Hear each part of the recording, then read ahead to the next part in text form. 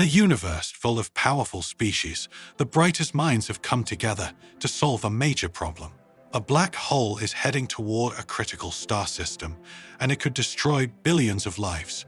The Great Galactic Council has tried every solution, but nothing has worked. Panic fills the room until a voice speaks up. It's a human. The camera shows a single human figure standing quietly in the huge council chamber, surrounded by strange, towering alien beings.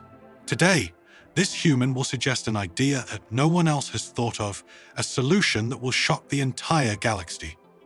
The threat is real. A massive black hole has appeared out of nowhere. It's slowly pulling in planets, stars, and everything in its path. The system it's heading toward, the Omega star system, is a major hub for trade and home to over 12 billion beings. If the black hole isn't stopped, it will tear everything apart. The Council is desperate. They've called in every top scientist, strategist, and engineer from across the galaxy. The room is filled with aliens who have mastered technology far beyond anything humanity can imagine. They've tried every known method: gravity anchors, antimatter bombs, even time-bending fields. Nothing works. An alien delegate stands up. He is covered in shimmering blue scales and has eyes that glow with frustration. How can a species with such simple technology offer a solution? He sneers, glaring at the human representative. All eyes turn to Dr. Adam Wright, the human standing at the edge of the room. He's not a military leader or a famous scientist, just an astrophysicist from Earth. But he steps forward anyway. I might have an idea, he says quietly. The council members are stunned. A human? Solving what they can't. Some start to laugh. Others shake their heads in disbelief. They've all dismissed humanity as a minor species, barely advanced enough to be in the room. But Dr. Wright is serious. He activates his small holographic projector, showing a complex diagram of the black hole. As he explains his idea, a few delegates lean forward, curious. He points at the center of the diagram. Instead of trying to fight the black hole's pull, what if we use it? He outlines his plan, creating a controlled explosion to force the black hole to collapse inward, turning it into a stable wormhole. The entire room goes silent. A wormhole. No one has ever been able to do that before. The camera zooms in on Dr. Wright's face. He looks determined. It's risky, he admits, but I believe it's our best shot. The council chamber erupts. Some delegates shout, calling the idea reckless. Others start whispering, calculating the chances. But one thing is clear: no one expected this from a human. Dr. Wright steps forward, his small hologram projector lighting up again. He begins to outline his plan in simple terms, but with confidence. The black hole is too powerful to destroy. He starts as images of the black hole's swirling energy appear in the air. But we don't need to destroy it. Instead, we can turn its power against itself. The aliens exchange puzzled looks, clearly not understanding where he's going with this. Think of it like a whirlpool in water, he continues, using a basic visual analogy that looks almost comically simple to the advanced minds in the room. If you push against it, it pulls you in. But if you drop a strong enough force at the right angle, he shows an animation of a small object creating a ripple that changes the whirlpool's shape. You can create a stable exit point, a calm spot in the chaos. That's what we need to do, create a wormhole. The murmuring in the chamber grows louder. Creating a wormhole out of a collapsing black hole, that's something the most advanced species in the galaxy haven't been able to achieve. But Dr. Wright is undeterred. He points to the hologram again. We'll use the black hole's own gravity to create a controlled resonance wave. With the right timing and a few targeted energy bursts, we can force it to collapse into a stable wormhole instead of an uncontrolled singularity. The camera pans to the faces of the alien council members. Some look intrigued, while others still seem doubtful. One of the delegates, a tall, insect-like being with sharp mandibles, clicks in annoyance. This is nonsense. A wormhole of that size would require energy beyond the limits of any known technology. He hisses. Dr. Wright nods. True, he agrees, but we're not trying to generate that energy ourselves. We'll use the black hole's own energy. Think of it like redirecting a river with a few small rocks. instead of building a dam. The chamber falls silent again. Some of the council members look as if they're beginning to see the possibilities. Others remain skeptical, convinced that the idea is too risky. The camera cuts to the Supreme Elder, his glowing ethereal form shimmering as he studies the projection. "And what if your timing is off, human?" he asks quietly, his voice carrying a weight of authority. Dr. Wright takes a deep breath. "If the timing is off, we'll either tear the system apart, or the black hole will expand uncontrollably. Everything within 100 light years would be destroyed." The tension in the room spikes. This is more dangerous than anything they've attempted before. But then Wright lifts his chin, his voice steady. "But I've run the calculations 100 times. If we execute it precisely, it will work.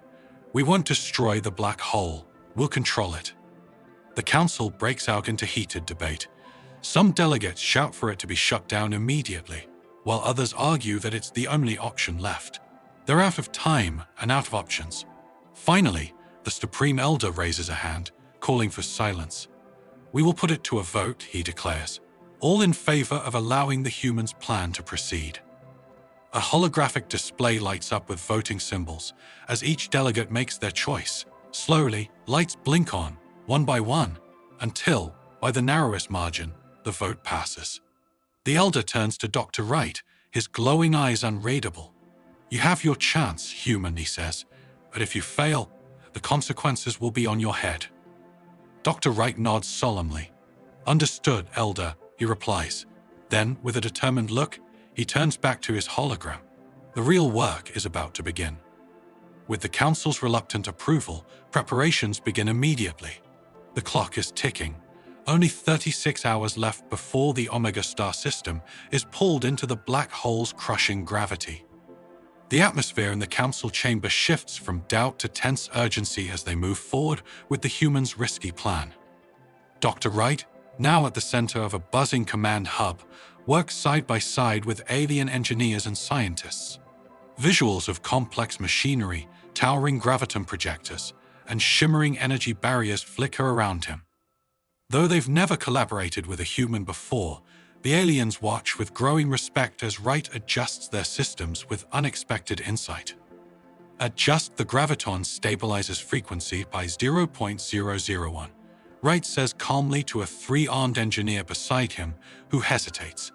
The alien blinks with confusion, but that would cause a resonance imbalance. It protests, only to see Wright shake his head. "Not with the right harmonic feedback loop," he insists. "Trust me." The alien relents, adjusting the settings. Moments later, the stabilizer hums with a perfect, steady frequency. The alien's multiple eyes widen in surprise. "It worked," it mutters in disbelief. Wright simply nods, moving on to the next challenge. As hours pass, the control center fills with the constant chatter of alien voices and the low thrum of machinery. Every second is critical. Every misstep could mean the end of an entire system. The plan is straightforward in theory, but dangerous in practice. Wright's team will set up a network of graviton projectors around the black hole's event horizon. They'll create a series of controlled energy pulses that will resonate with the black hole's gravitational waves. If everything is perfectly timed, they'll compress the black hole's energy into a single point, forcing it to collapse inward instead of expanding outward. "We have to balance each pulse with microsecond precision," Wright explains to the room. "If the resonance is off by even a fraction, the whole thing will destabilize." The aliens nod solemnly, understanding the stakes. At last, the fleet of ships carrying the projectors and their crews moves into position around the black hole. The ships, ranging from sleek Solarian dreadnoughts to the crystalline vessels of the Illyrians, glitter like tiny stars against the dark void. "All ships, prepare to deploy the graviton projectors," Wright commands, his voice transmitted to every vessel in the fleet. "Begin pulse synchronization on my mark." Visuals show the projectors aligning in a wide arc around the black hole. Blue and white lights blink in sequence as the energy pulses begin to sync up, forming a delicate pattern that dances along the edge of the black hole's event horizon. The council watches nervously from their seats, the entire chamber filled with tense silence. One wrong move, one mistimed pulse, and the entire plan could collapse in an instant. Initiate Phase 1, Wright calls out. The projectors release the first wave of energy pulses. Bright arcs of energy ripple across the black hole's surface, forming a shimmering lattice of gravitational force. For a moment, the black hole shudders, its swirling mass seeming to resist. But then, the lattice holds. The entire fleet lets out a collective breath of relief. Phase 1 is complete. But then, alarms begin to blare. Wright's heart skips a beat as a sudden spike in gravitational flux disrupts the pattern. The holographic display flickers, showing unstable energy readings. "What's happening?" shouts Commander Kalara over the comms, her voice sharp with tension. The resonance is destabilizing. Wright's eyes dart over the data. Something is throwing off their calculations, a variable he didn't account for. There's a gravimetric surge, he yells back. If we don't compensate, the entire lattice will collapse. He springs into action, calling out rapid adjustments. Increase pulse frequency by 0.02. Divert energy from auxiliary grids to reinforce the stabilizers. The team scrambles to comply, but the black hole's mass is too volatile. In a flash of intuition, Wright realizes what's wrong. The black hole's event horizon is oscillating in a harmonic pattern we didn't predict. It's out of sync with the pulses. His fingers fly over the controls. We need to counter the oscillation. Get ready to reverse the pulse pattern, now. The alien technicians stare at him in shock. Reverse the pattern. That could tear the entire structure apart. One of them protests. But Wright is firm. It's our only chance. Do it now. The projectors shift, energy pulses flickering in a new sequence. For a heartbeat, everything hangs in the balance. The lattice wavers, the black hole's surface rippling like a disturbed pond. Then slowly, the oscillations start to stabilize. The council chamber erupts in a mix of gasps and cheers. The gravimetric readings even out, the unstable flux dropping to a stable state. Wright slumps in relief. Phase 2 is a success. "We're not done yet," he murmurs, straightening. "Initiate Phase 3. Now comes the most dangerous part. The projectors begin to spin up, their power levels surging. The energy pulses grow brighter, more intense, as they reach the critical threshold needed to force the black hole's collapse. All ships maintain position. Wright orders, his voice calm despite the tension crackling through the comms. Brace for the final compression pulse. Suddenly, a warning blares. Massive energy spike detected. One of the technicians shouts. The black hole is destabilizing again. Wright's heart pounds. There's no time to adjust. If they lose control now, everything will be lost. He makes a split-second decision. Initiate manual override, he commands, locking out the automated systems. "Are you insane?" a Xalarian engineer cries. No one can stabilize a black hole manually. But Wright's hands are steady as he overrides the controls. "Watch me," he says quietly. His fingers fly over the console, adjusting the pulse patterns by hand, compensating for each surge and flux in real time. For what seems like an eternity, the universe holds its breath. The graviton projectors blaze with power, energy arcs crackling through space. The black hole's swirling mass tightens, compressing inward under the precise pressure of the pulses. Then, with a flash of blinding light, the black hole collapses and shrinks into a stable, shimmering wormhole. The chamber goes silent. Wright lets out a long breath, staring at the stabilized wormhole on the display. "It worked," he whispers, almost disbelieving. A cheer erupts from the council. Delegates of every species rise to their feet, some cheering, others simply staring in awe. Dr. Wright, the human who dared to challenge the impossible, has succeeded. "Human," the Supreme Elder's voice rings out, silencing the room. "You've achieved what we believed was beyond reach. You have turned chaos into order." Wright stands tall, exhausted but triumphant. Sometimes, he says softly, "You just need to look at the problem from a different angle." The Elder nods slowly, a glow of respect in his eyes. "Indeed, human. Today, you have earned your place among us." The room explodes in applause, and Wright can only smile, knowing that humanity's place in the galaxy has changed forever. The council chamber is filled with a mix of relief and cautious hope. The impossible has been achieved. Dr. Wright's plan worked. The black hole has been stabilized, compressed into a shimmering wormhole that gently pulses in the cold darkness of space. But just as the council begins to celebrate, something goes wrong. Alarms blare across every ship in the fleet. Wright's eyes widen as the holographic displays around him explode with red warnings. Energy levels are spiking. Gravitational waves are rippling violently out from the wormhole. Instead of settling, the wormhole is expanding rapidly, twisting and bending the fabric of space-time. What's happening? Commander, Talara's voice booms over the comms, filled with urgency. You said it was stable. Wright's heart races as he scans the data. It was stable, he shouts back, but something's forcing it to expand. His eyes narrow, realization hitting him. The gravitational resonance, it's feeding back into the wormhole. We didn't account for the added mass from the surrounding debris fields. A new hologram lights up, showing the growing instability. The black hole was supposed to collapse neatly into a stable wormhole, but now extra material, asteroids, space dust, even the gravitational fields of nearby planets, is pouring in, throwing off the delicate balance. Wright feels the weight of the entire galaxy on his shoulders.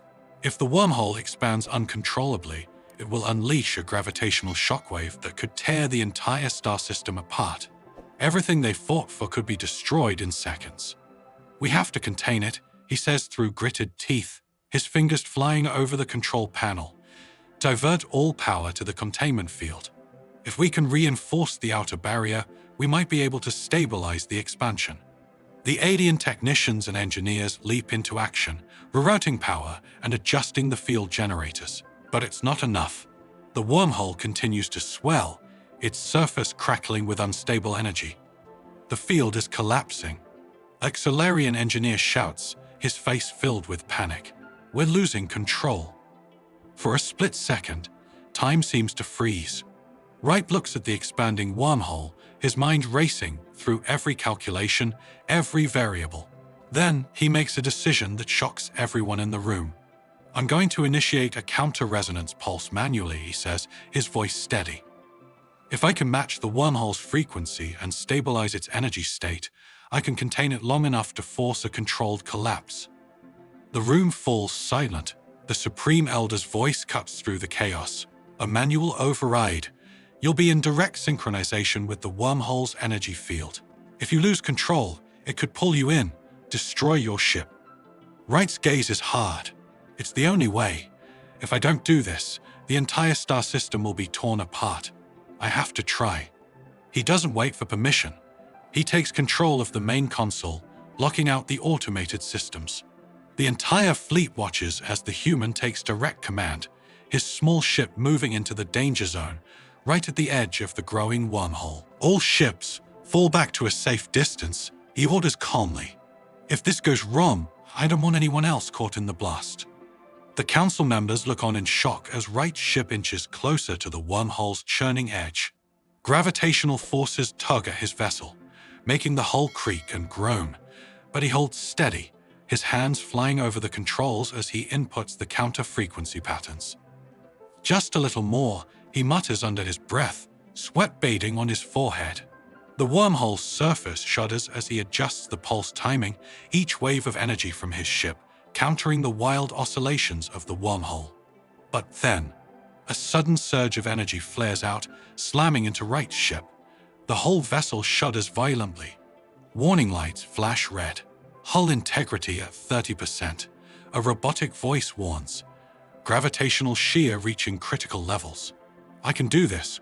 Wright growls, refusing to back down. I will do this. He pours every ounce of power into the counter-resonance generator, matching the wormhole's chaotic frequency beat for beat. The ship's hull creaks under the strain, and the gravitational forces threaten to tear it apart. The wormhole's surface twists and warps, its expansion slowing, then finally stopping. It's working, he shouts, barely able to believe it. The energy is stabilizing. But just as hope begins to rise, a new alarm screams through the cockpit. Gravitational anomaly detected. Incoming mass disturbance. Wright's blood runs cold. He glances at the screen and sees it, a massive asteroid, nearly the size of a small moon, hurtling straight toward the wormhole.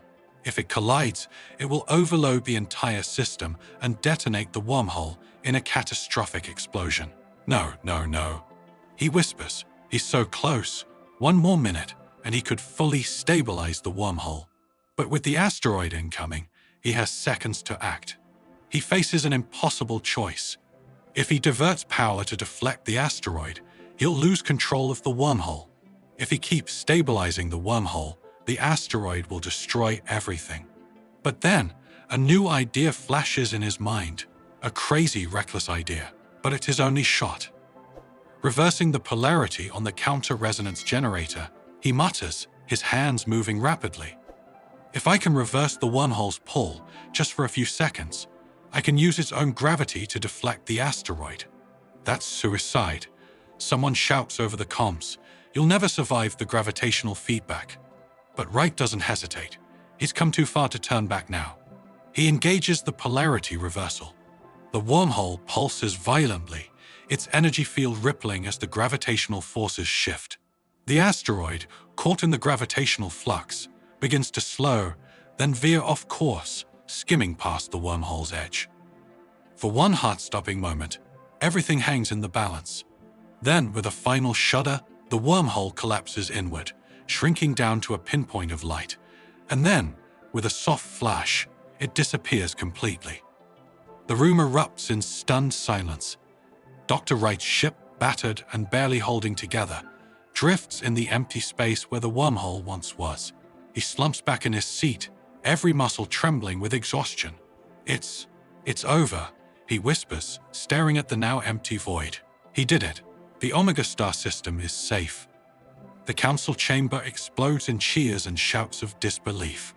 Delegates from dozens of species leap to their feet, their voices ringing out in a chaotic, joyous roar. Human, the Supreme Elder's voice echoes across the comms, filled with awe.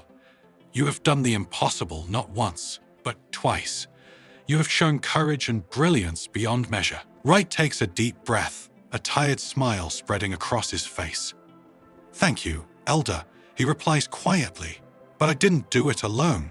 As his ship limps back toward the fleet, the camera zooms out, showing the Omega Star system glowing peacefully in the distance.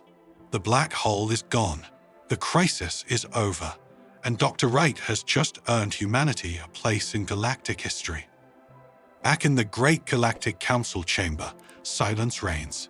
The delegates, beings from the most powerful civilizations in the galaxy, sit in stunned silence, their eyes fixed on the holographic display showing Dr. Wright's ship drifting quietly in space.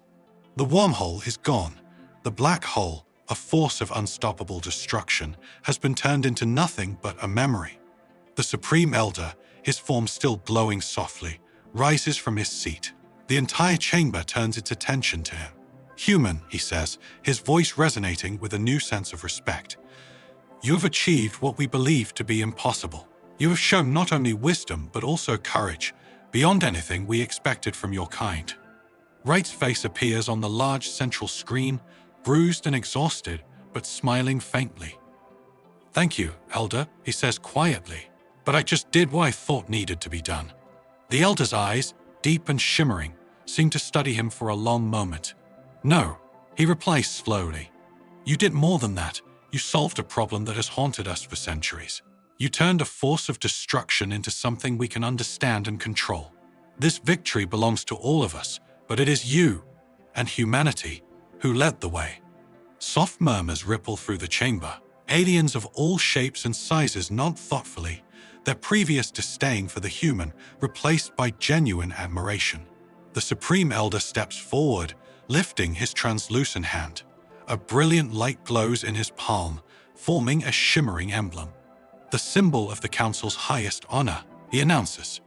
We bestow this upon you and your people. From this day forward, humanity will no longer be seen as a minor species. You have proven that you have a place among the greatest minds in the galaxy. You will have a permanent seat on the great Galactic Council. The chamber is silent for a moment, then bursts into applause. Alien voices, mechanical clicks, telepathic pulses, all merge into a single wave of approval. Delegates who had looked down on humans now rise to their feet in respect. Wright's eyes widen. A permanent seat on the council. No human has ever been offered such an honor. He stands there, momentarily speechless. I don't know what to say, he stammers. The elder smiles, a gentle light radiating from him. Say that you will continue to bring your unique perspective to the council. We need minds like yours, human, to help guide us through the unknown. Wright straightens, squaring his shoulders. In that case, he says, his voice steady, I accept. And I promise, humanity will be worthy of this trust. The applause swells even louder. Across the chamber, holographic screens flash with congratulatory messages. Delegates of species that once scoffed at humans now nod approvingly. Even the fierce Commander Kalara, who had openly mocked Wright at the beginning, inclines her head slightly in grudging respect. The camera shifts to show the Earth's insignia appearing on the Council's emblem board, alongside the symbols of the galaxy's greatest civilizations. For the first time, humanity is a true part of the galactic community. You have earned your place here, human. Zenkral's voice echoes telepathically across the chamber. The energy being, previously skeptical and dismissive, pulses warmly. From now on, when we face the impossible, we will look to you for solutions. Wright smiles, a spark of pride lighting his eyes. We may not have the technology you have, he says, but humans have a way of looking at problems differently. Sometimes, you just need a fresh perspective. The chamber buzzes with agreement. There's a sense of unity, a shared understanding that wasn't there before. The delegates, once divided by their differences, now feel connected by something new, a respect for the courage and ingenuity of the newest member of their council. The Supreme Elder steps back, his voice carrying through the chamber. Let it be known, across all systems and star sectors, that today marks the dawn of a new era. An era where humans are not just observers but contributors. This human showed us that sometimes it is not power or age or knowledge that solves the greatest problems, but perspective and heart. Slowly, the camera pulls back, showing the council chamber glowing with the light of unity and new beginnings. The scene fades to show Wright standing alone in front of a large viewing window, staring out at the stars. The Earth, small but bright, glows among them. We did it, he whispers softly, more to himself than anyone else. We really did it. He looks up at the endless expanse of the galaxy, his expression turning thoughtful. This is just the beginning. Who knows what we can accomplish together? The camera pans out further, the stars stretching out infinitely, the Omega system safe, and the galaxy's future brighter than ever. Today, a lone human did what no one believed possible. He took on the greatest minds in the universe, and won. But more than that, he showed that even in a galaxy full of unimaginable power and wisdom, there is room for a new perspective, a human perspective. Sometimes, the greatest strength is simply seeing what others cannot. Like and subscribe if you enjoyed this story, and leave a comment below. What do you think humans would bring to a galactic council?